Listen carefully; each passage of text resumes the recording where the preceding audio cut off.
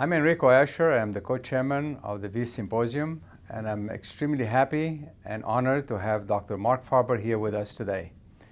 Dr. Mark Farber is a well-known interventionist, a vascular surgeon who has pioneered many techniques in the repair of pararenal aneurysms and thoracoabdominal aneurysms.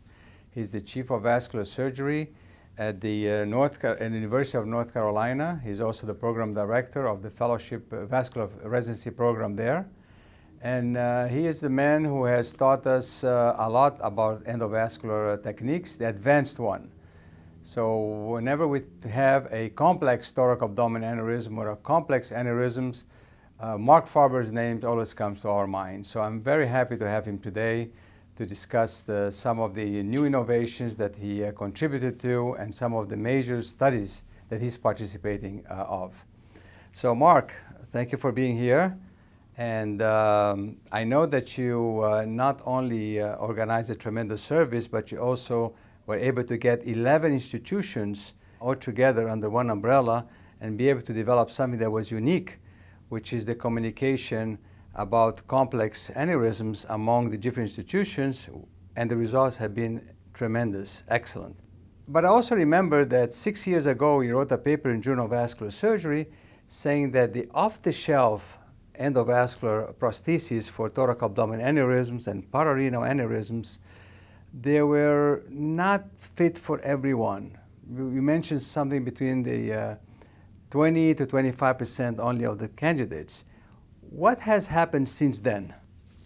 Well, you know, when that device was first developed, Enrico, we were hoping that we would be able to treat a lot of patients off the shelf and have something that would fit everyone.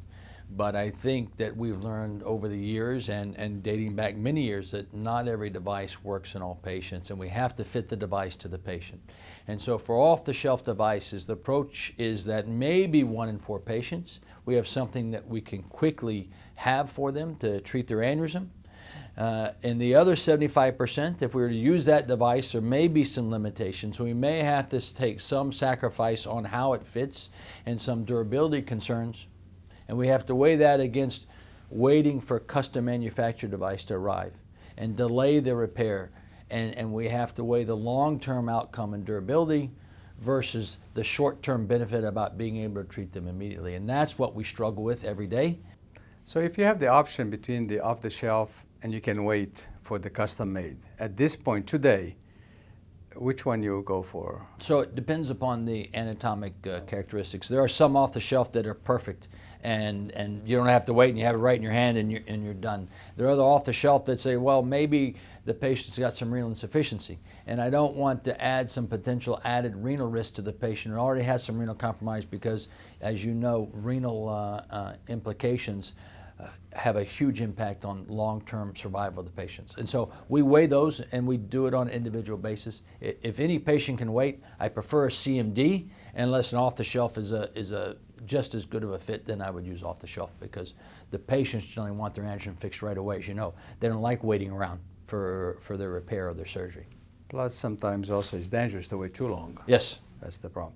So I know you are the PI for a very, very large and important study about the Gore excluder thoracoabdominal branch endoprosthesis, the TAMBI study. Can you tell us about some of the early results? So the TAMBI study is a 4-vessel branch device. Its purpose is to treat type 4 thoracoabdominal aneurysms in the pivotal arm, and we've completed the early feasibility study for that.